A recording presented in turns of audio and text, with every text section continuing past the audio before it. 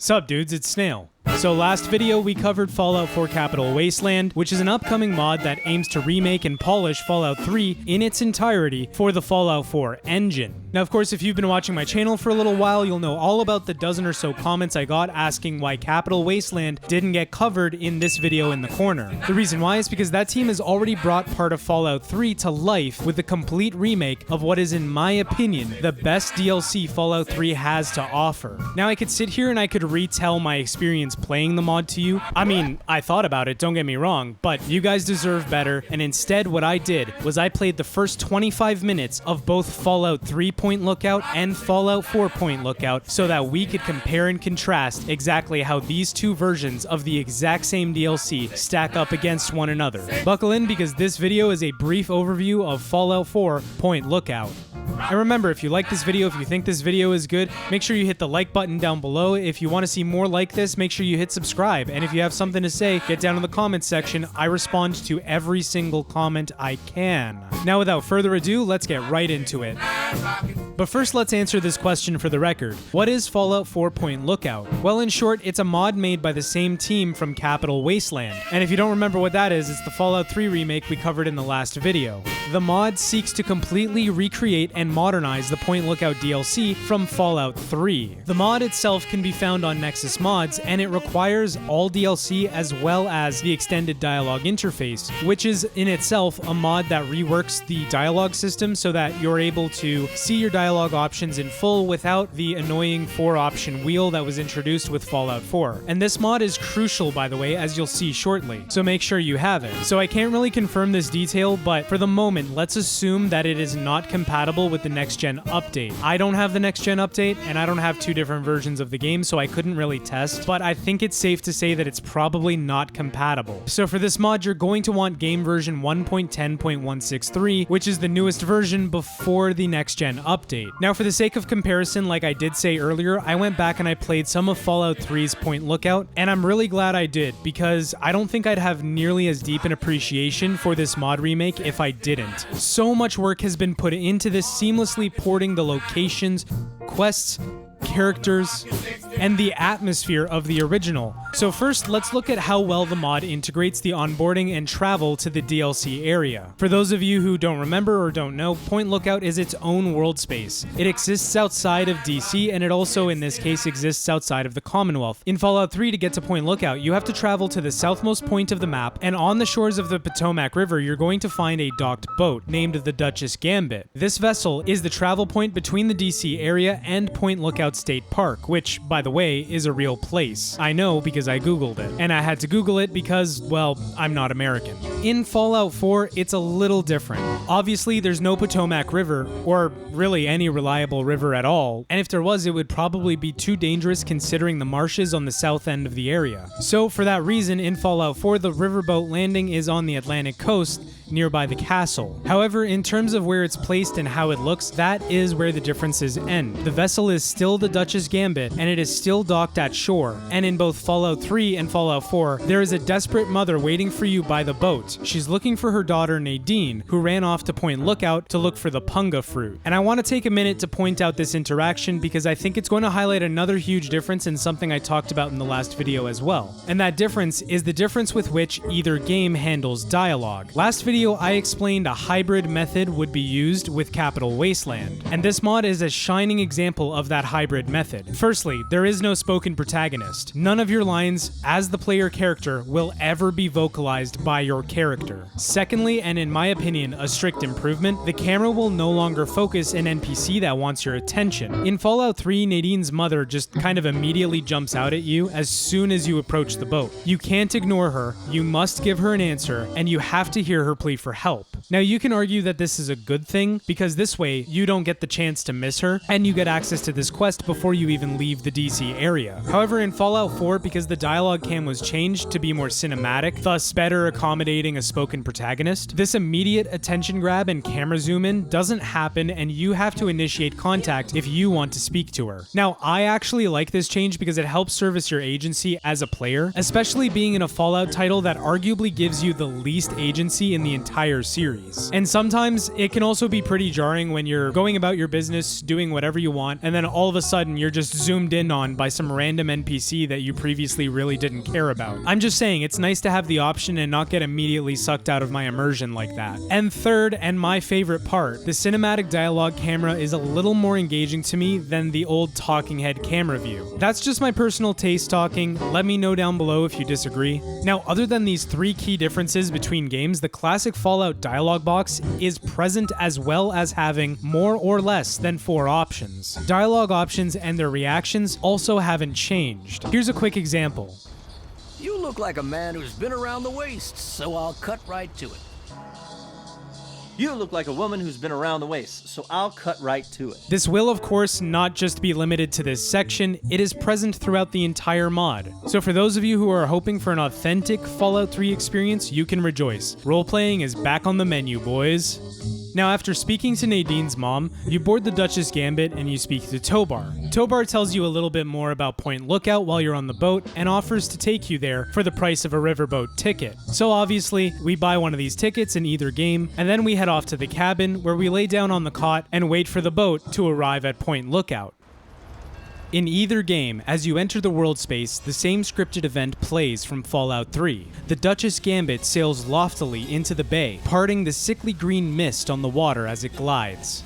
In the distance on the shore, you see the empty remains of a boardwalk and tourist area, overshadowed by a Ferris wheel that has long since ended its last spin. Just walking around the boardwalk and looking at all the closed-up shops is enough to leave you with a sense of desolation about your surroundings. The opening for the area and the subsequent walk up the pier was an effective way to introduce the atmosphere of the setting in Fallout 3. In Fallout 4 Point Lookout, more detail and environmental storytelling have been added, and they perfectly capture and improve this area. You get an immediate sense of isolation and hostile silence as you traverse the long empty boardwalk, and the addition of light fixtures and benches make the setting all the more believable in the newer engine. When talking to Tobar at the Duchess Gambit, he mentions a store operating on the boardwalk. Out of curiosity, I checked the store in both Fallout 3 and Fallout 4 to see if there was any difference, and while it was fully stocked and working as intended in the original DLC, it was sadly empty in Fallout 4. Next was to check on the motel just outside the boardwalk area. The same 3 dogs, no, not him, these, were waiting to rip me to shreds. I channeled my inner ATF and made quick work of the puppies, and then I decided to check the rooms for consistency, just to see if the same items were placed in either version.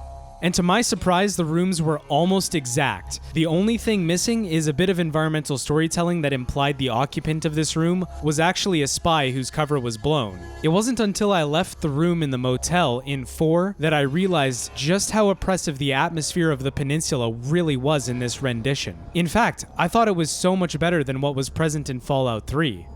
Let me tell you why. Instead of a heavier green filter giving the island a sickly glow, it's a thick green fog that does the heavy lifting here. It's really reminding me of the glowing sea, and in my opinion, this weather effect is far more immersive than any color filter. Not only does it lend itself well to the bleak atmosphere of Point Lookout by color, but it also drastically reduces your visibility, so you can no longer see the mansion, for example, from a distance until you walk towards it.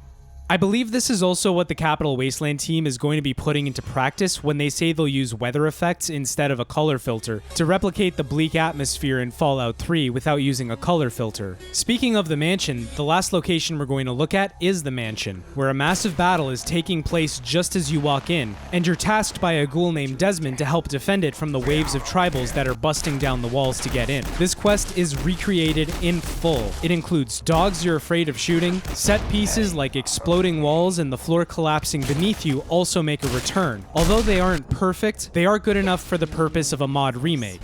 Of course, the return of tribals in this quest means that classic location-specific enemies like swamp folks come back with this mod. And honestly, in my opinion, they've never looked better. Swamp folk are still mutated cannibals, and you can often find them hanging out in their swamps, just waiting for unlucky Commonwealthers to waltz right by. Tribals are a little more impressive, as with them comes the full range of their equipment: hunting rifles, repeaters, and their melee options as well.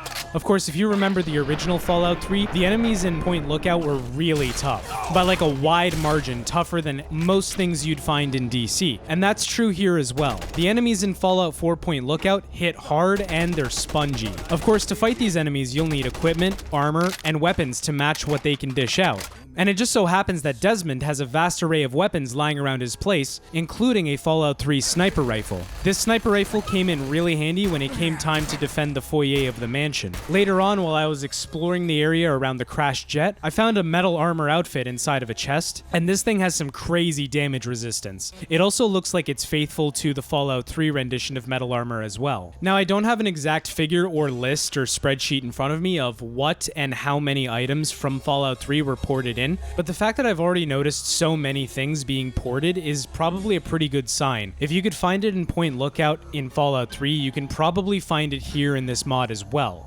Once you finish helping Desmond fend off home invaders, he lays the situation out plain as day and asks for your help in dealing with the tribals. For most, this is the launch point into the rest of Point Lookout. From here follows a story that is wholly unique and probably the most memorable DLC in all of Fallout 3. At least it was for me when I played it. After that, I exited the mansion, I admired the repeater rifle that I picked up off a dead tribal, and I went back to the Commonwealth for a bit. And that's a basic overview of Fallout 4 Point Lookout. It's a beautifully haunting location, faithfully remade by a volunteer team of modders for play in a brand new engine, helped by expanded weather options and higher poly counts to slot seamlessly into the best Fallout engine ever made.